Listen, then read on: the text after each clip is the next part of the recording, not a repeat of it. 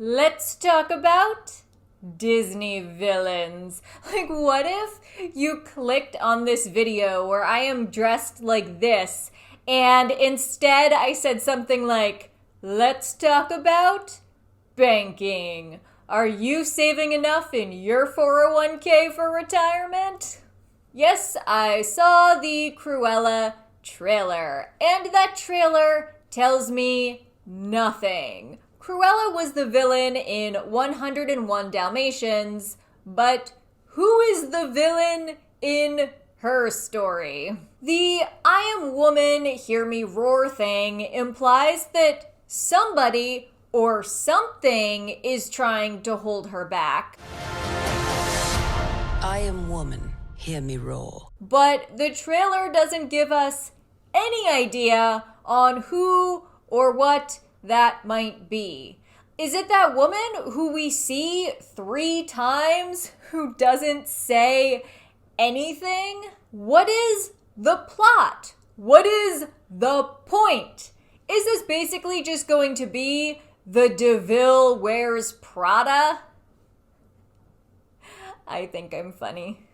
The aesthetic looks visually interesting, and of course Emma Stone is always great. And I do like the idea of Disney villain stories because they seem fun. And also because theoretically Disney villain stories won't have a happy ending. And I like that. I like the idea of Disney movies that end badly because tragedy and sorrow are what make villains villains.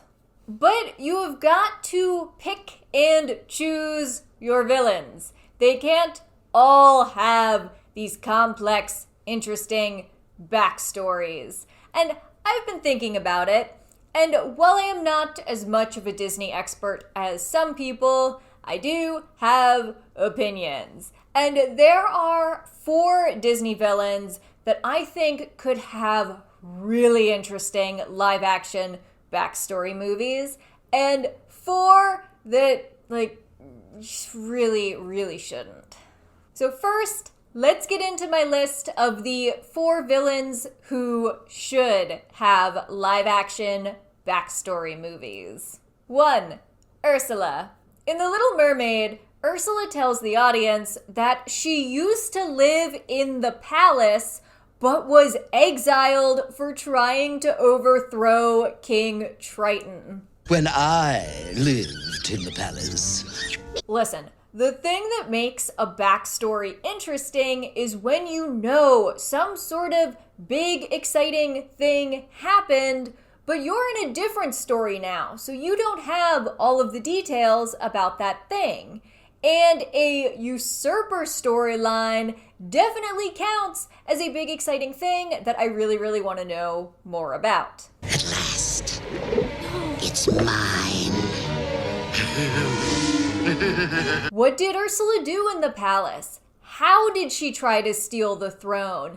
Did she have allies? Was there a battle? In the Little Mermaid musical, apparently Ursula was King Triton's sister. And I love that dynamic even more. And we know that she's a witch. So how did she come into her powers? How did she discover them? How would that potentially play into the dynamic between siblings? You also don't try to overthrow a kingdom right out of the gate. So what did she do leading up to that? Why did she want to be queen?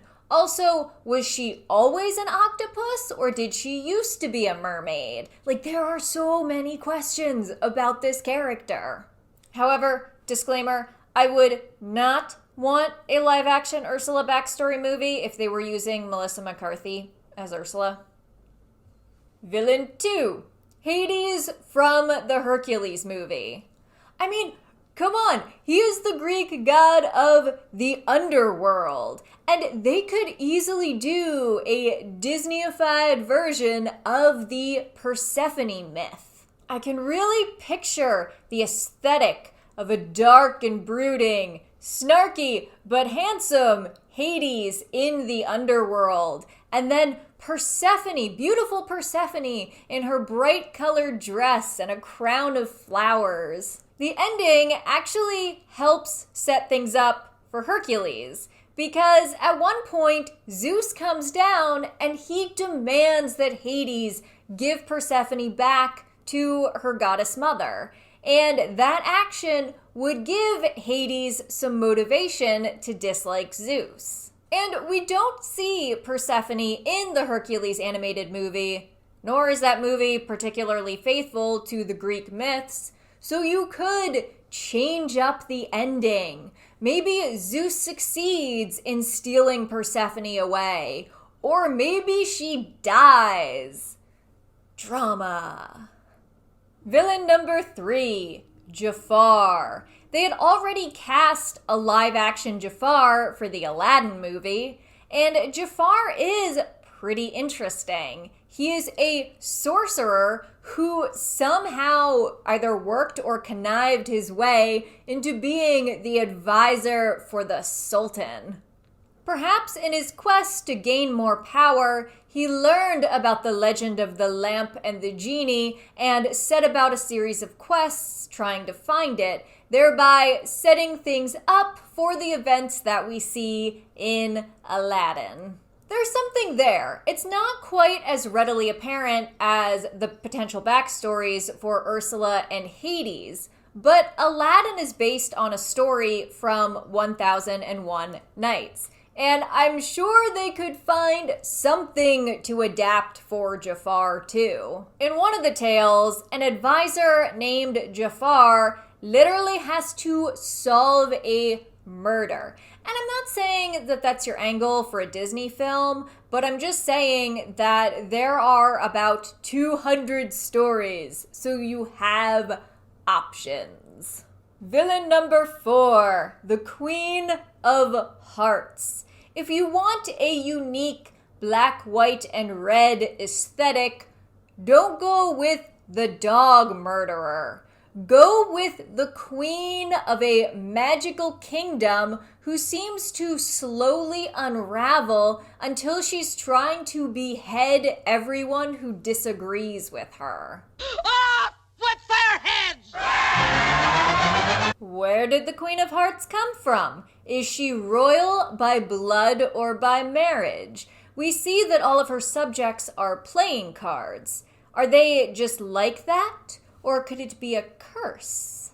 Like, she's the Queen of Hearts. It would be thematically on brand to cast her as a beautiful yet ambitious young woman from a humble household who has a one true love who she walks away from because he's poor and of low status. And she continues using her beauty and her relationships to attain more and more power until eventually she marries the king and becomes queen. But when she runs into her true love again, he rejects her. He dislikes what she's become, and she realizes the full weight of everything that she's done and who she now is. And it is the last in a series of tipping points to drive her absolutely mad. Now, we're going with the Disney versions here. And in the Disney movie, the Queen of Hearts is kind of muddled with another character. She's sort of combined with the Red Queen, who is a character in the sequel to Alice in Wonderland titled Alice Through the Looking Glass. And the Red Queen is a slightly different character. She's more calculating. The Red Queen is a chess piece, not a playing card. And in Alice Through the Looking Glass, Alice has to play against the Red Queen. Alice herself starts as a pawn, but by playing and winning the game, she elevates herself to the status of the White queen, which, by the way, that kind of logic is the same reason why there were chess pieces on the cover of Breaking Dawn. I don't think it's a reference to Alice Through the Looking Glass, but it's that same kind of logic.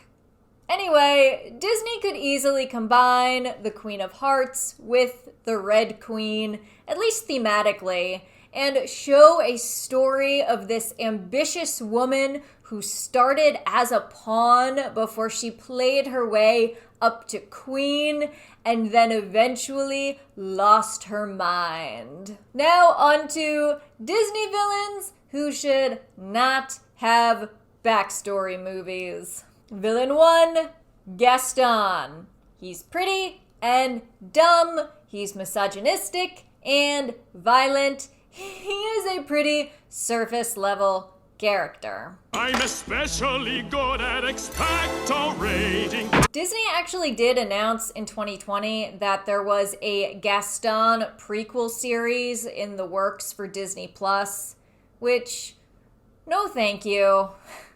Honestly, I'm not sure what the status of that is right now with COVID and everything, but if they need to cut something for their budget, I think that should be it. The only type of Gaston prequel that I think would work would honestly be way too dark for Disney. Like if he started as a normal, respectful, mild-mannered guy, but the horrors and trauma of war combined with PTSD and like maybe a head injury just turned him into this easily angered, violent man, changing him in ways that he could never recover from. I just don't think Disney would do that. Villain 2, the evil stepmother from Cinderella. She's a widow who hates her beautiful stepchild. She's not that complicated, unless you want to weave a darker tale about how she killed her first husband, thereby providing the implication that she perhaps killed Cinderella's father as well. Villain 3 is Scar. I mostly just don't want another live action, but actually CGI animal movie. Plus, they're lions. There's a limited amount of backstory that you can have. And villain number 4 is Cruella de Vil. I'm Cruella. Her whole thing is fur and fashion. She wants to make coats out of dogs because she thinks it would look fashionable. Like, do we really need to know how she got into fashion or why she likes fur so much? I mean, maybe I'm wrong. Maybe this will be a phenomenal movie that shows us an entirely new side of this complex, dynamic character with a dark past and will completely change the way we look at 101 Dalmatians. But I kind of doubt it. I will say that this movie does seem like it could potentially be entertaining, and a movie can be entertaining without being a cinematic masterpiece. Do I think the movie is necessary? No. But do I also like being entertained with pretty visuals for 90 minutes? Yes. Bear says that I'm done now, so... I wonder if my neighbor can hear my evil witch laugh.